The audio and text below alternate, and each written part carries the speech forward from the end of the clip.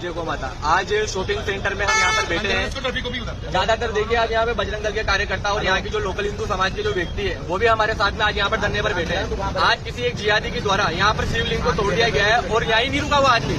शिवलिंग तोड़ने के बाद भी वो बच्चों की शिवलिंग की आग लगाई होगी और यहाँ के जितने भी शॉपिंग सेंटर के यहाँ के ये जो बिजनेस कर रहे हैं अपनी दुकानें खोलकर बैठे हैं।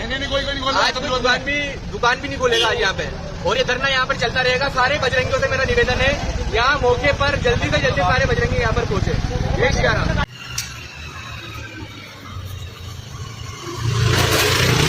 तो करवानी पड़ेगी यार भाई।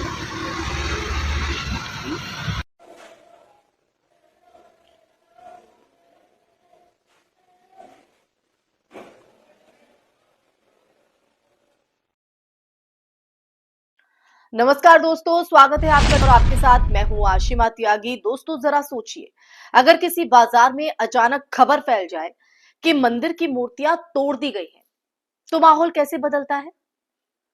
गुस्सा, भीड़, नारे, सड़क जाम और मिनटों में पूरा इलाका धर्म खतरे में है वाली ऊर्जा से भर जाता है। राजस्थान के कोटा के गुमानपुरा मार्केट में ठीक यही हुआ दोस्तों। पिपलेश्वर महादेव मंदिर की मूर्तियां खंडित मिली। व्यापारी और स्थानीय लोग सड़क पर उतर आए। हनुमान चालीसा का सामूहिक पाठ शुरू हुआ और हवा में एक ही सवाल जो है वो तैरने लगा, कौन है जिसने ये किया? कहीं वही ना हो जिसकी तरफ उंगलियां हमेशा उठाई जाती हैं।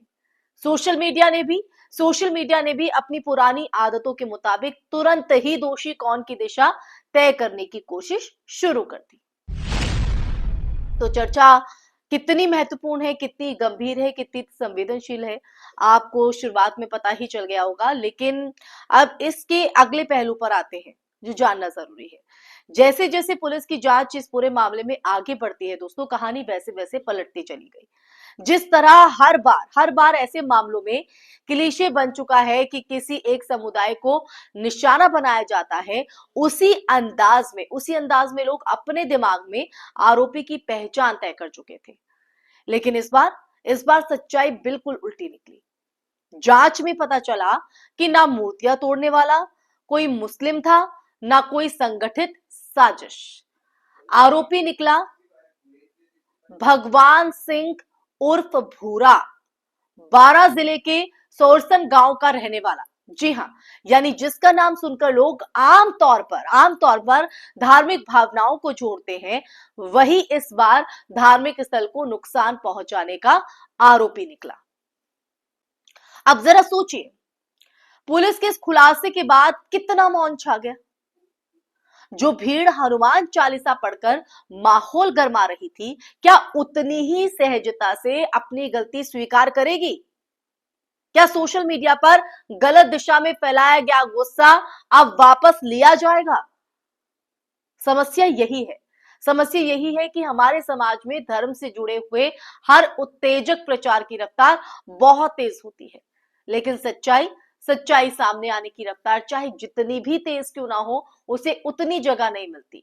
और जब सच्चाई उस नैरेटिव को तोड़ती है जिस पर कुछ लोग राजनीति और नफरत की दुकानें चलाते हैं, तो फिर इसे इंटेंशनली दबा भी दिया जाता है। ये मैं नहीं कह रही हूं, ये आज की सच्चाई कह रही है। इस मामले में सबसे दिलचस्प बात देखिए ये है कि मूर्तियां टूटते ही मान लिया गया कि जरूर मुस्लिम ने किया होगा। यही वो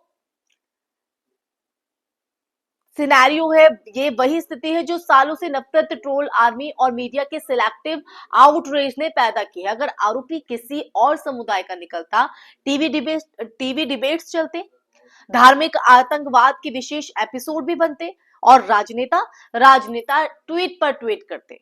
लेकिन जब आरोपी भगवान सिंह निकला, नाम हिंदू था, तो वही मीडिया अचानक चुप हो गए। वही लोग अचानक कानून अपना काम करेगा जैसी लाइनें बोलने लगे। ये जो दोहरा रवैया है ना, यही समस्या है। यही रवैया ही हमारे समाज की सबसे बड़ी बीमारी है दोस्तों। मामला सिर्फ मूर्तियां तोड़ने वाले व्यक्ति तक सीमित नहीं है। असली सवाल यह है कि भीड़ इतनी जल्दी निष्कर्ष पर कैसे पहुंच जाती है। क्यों हमें हर घटना में एक ही दिशा में उंगली उठाने की आदत पड़ गई है? और इसका सबसे बड़ा नुकसान क्या है दोस्तों? सबसे पहला नुकसान तो ये कि एक समुदाय को लगातार संदेह के घेरे में रखकर सामाजिक नफरत को वैधता देना। और दूसरा नुकसान जिन असल कारणों से अपराध होता है, चाहे वो मानसिक बीमारी हो, नशे की लत हो, व्यक्तिगत विवाद हो, उनकी तरफ कोई ध्यान नहीं देता। और तीसरा नुकसान पर आए तो तीसरा नुकसान नफरत की आदत समाज को संवेदनहीन बना देती है, जहां किसी की गिरफ्तारी, किसी की बदनामी, किसी की सुरक्षा, सब कुछ एक राजनीतिक नैरेटिव का हिस्सा बन जाता है कि नहीं? भगवान सिंह उर्फ भूरा की गिरफ्तारी ये दर्शाती है कि जो हर घटना को धार्मिक चश्मे से देखने की आदत न सिर्फ खतरनाक है, भयावह है, बल्कि बेहद मूर्खतापूर्ण भी। मंदिर तोड़ना गलत है, चाहे कोई भी करे, किसी भी धर्म का क्यों ना हो, किसी भी पहचान का क्यों ना हो, लेकिन गलत को पहचानने का तरीका बराबरी वाला हो, ना कि पूर्वाग्रहों से भरा हुआ। ये घटना हमें ये याद दिलाती है कि आजकल सोशल मीडिया पर जो पहले आरोप बाद में तथ्य वाला जो मॉडल चल रहा है ना, जो ट्रेंड जिसे हम कहते हैं, वो समाज को नुकसान पहुंचा रहा है दोस्तों।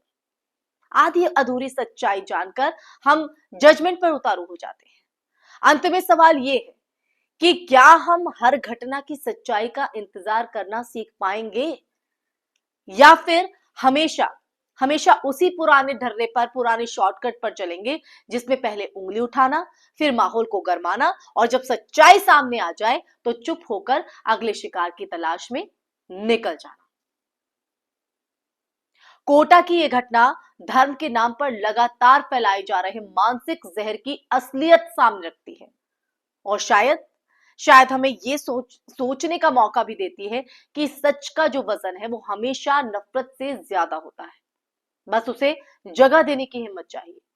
यही हिम्मत हम खो रहे हैं, यही हिम्मत हम वापस लाने की कहीं ना कहीं हमें जरूरत है दोस्तों। तो अब आप तय कीजिए कि ये हिम्मत आप लाएंगे कि नहीं, आगे आएंगे कि नहीं, आवाज उठाएंगे कि नहीं। ये तमाम वो सवाल हैं जो आप पर मैं छोड़ी जाती हूँ दोस्तों। कमेंट बॉक्स में कमेंट करके जरूर बताइएगा। इसी के साथ इस चर्चा में फिलहाल के लिए बस इतना ही। चर्चा कैसी लगी कमेंट बॉक्स में कमेंट करके जरूर बताना दोस्तों। इस वीडियो को ज्यादा से ज्यादा शेयर भी करना, हमारे चैनल को सब्सक्राइब कीजिएगा। फिर हाजिर होंगी कि ऐसे ही मुद्दे के साथ सच का संवाद लेकर। तब तक के लिए अपना ख्याल रखिए। जय हिंद, जय भारत, नमस्कार।